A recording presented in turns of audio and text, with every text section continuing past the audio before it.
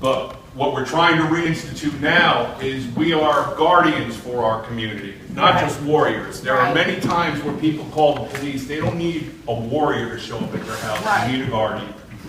So a lot of some of the other programs that we've developed besides the Youth Police Initiative, we are involved with the group violence intervention. We have a $400,000 federal grant from the National Network for Safe Communities. It's Project Safe Neighborhoods. This is a true engagement program with the community to help try to curb gun violence. It's not just a law enforcement intensive program. We have, Pastor Davis is a member. We have service providers. We bring in people that have had problems and have been able to turn their lives around. We bring in people who have been affected and touched by gun violence, having members of their own family or friends that have been shot and killed. And we bring in members. What we've determined is that there's a very, very tiny percentage of people that are driving the violence here in the community. I mean, less than half of 1% are responsible for the majority of the acts of violence. And you're our community. I don't have to tell you their names. I don't have to tell you what corners they're hanging on. But it's the group dynamic that's driving the violence. So we're trying to get at and attack the group dynamic. We got a police chief here that everybody has said, thank God we have him.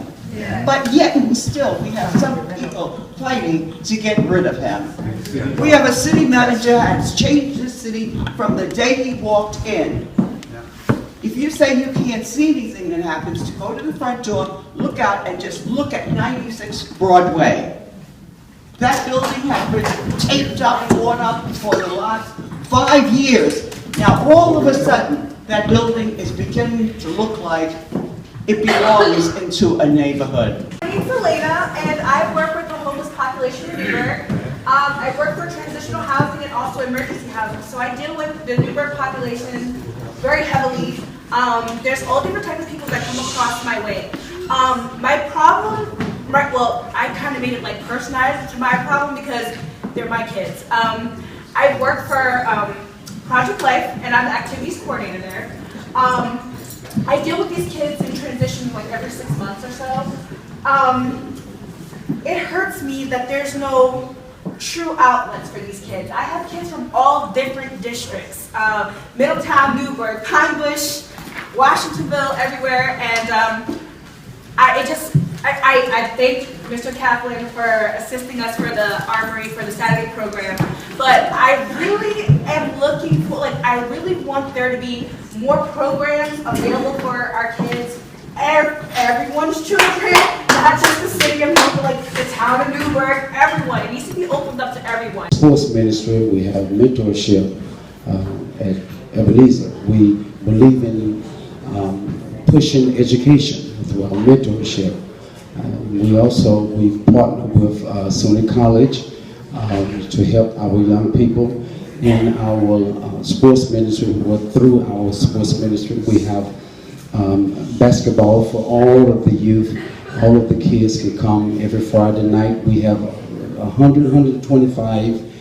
We have our coach and our assistant coach here tonight, along with our armor bearers who help secure the building.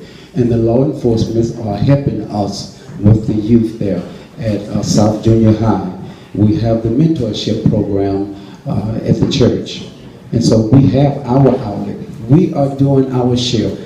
I can't do, Ebenezer can't do everything, but I do believe in addressing that sister question. I do believe that if we can collaborate, if we can combine all of our forces, that then we can do something for the entire city and town of Newburgh. Charity starts at home.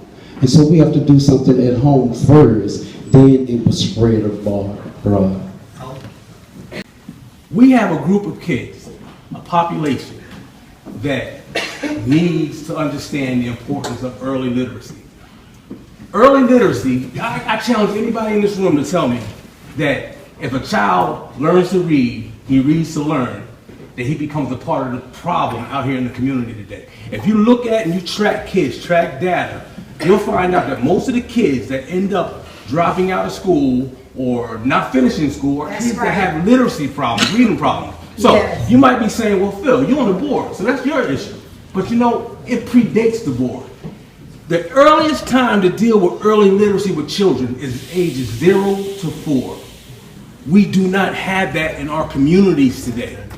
What we should be talking about, everybody's talking about collaboration. Everybody in here wants to work together. And I'm for that, and I think that we can do it. But we all need to come to the table and understand that the most important asset that we can give a child is for that child to be able to read at an early age, from 0 to 4. How can we come together as a community to assist what we're handing off to the school district at age 4 and 5? Because if nothing happens 0 to 4, it's proven that children that aren't engaged from an early literacy perspective, 0 to 4, when they come to the school at age 4, there's a 3,500 word recognition difference between the child who has been engaged and a child who hasn't been engaged. So my question to everybody in here, if there's a 3,500 deficit, they never catch up. They never catch up. So those kids that come with that deficit, they act out. And when you can't read, I challenge you right now. If you can't read, you're going to leave school. You're going to get kicked out. You're going to find a way to get suspended. You're going to find a way to become a behavior problem. So what I'm trying to say is, let's attack the problem earlier. Let's come together as a community. It's nice to see that there really is a cross-section of people from the city of Newburgh. My husband's a business owner. Success in the city of Newburgh now with incoming businesses, it really makes us want to remain in the city of Newburgh. I know that a lot of the newcomers are considered pioneers, but just as a word, I'm going to say my husband's business is at 86 Broadway. He was on Lower Broadway when nobody else would even walk on Lower Broadway, and he has remained here and he has thrived here and will continue to thrive. So I thank everyone who is coming into Newburgh, who is bringing business into Newburgh, because the reality is, yes, we do need to have early childhood literacy, because you are right that reading and education is powerful. Things that I feel that we take pride is also when we look around and somehow we find that our city is clean. Now, I often pick up garbage, although not as much as another person named Nora who goes along all the neighborhoods picking up garbage. So one idea that I thought that I've seen kids that today the topic actually focuses a lot on kids and literacy, which is incredibly important, but also as a way of life for the children to feel that they have ownership and pride in the area that they live in. Is it possible to work with the school system, with the board, with the school board? Like, I often want to throw something in the garbage and I find no garbage cans in the streets. So is it possible that with maybe Mr. Kaplan's help, if we can get trash cans that can be placed in mostly every corner, but that can be painted by the children in the school. So the children will have a trash can that is being painted as an art project, a community project, but an art project in the school. So the school work together with the community, and then the children and their families will find, I think, some pride and some ownership of the area, and maybe they will feel more prone to throw the garbage in that garbage can. Kind of like hanging out outside the trap houses and just trying to get the addicts and arresting them, I've had a cop, come and when I was coming in a check spot, tackle me and basically beat the crap out of me. I was scared because, I know that, I had a feeling he was a cop, but you don't know that for sure. And I had this guy running after me and tackling me, and I didn't see his badge or anything. So, it's traumatizing, and I have PTSD from, childhood. I just want to say that, I think that we shouldn't really, we should be more compassionate toward, the addicts and stuff.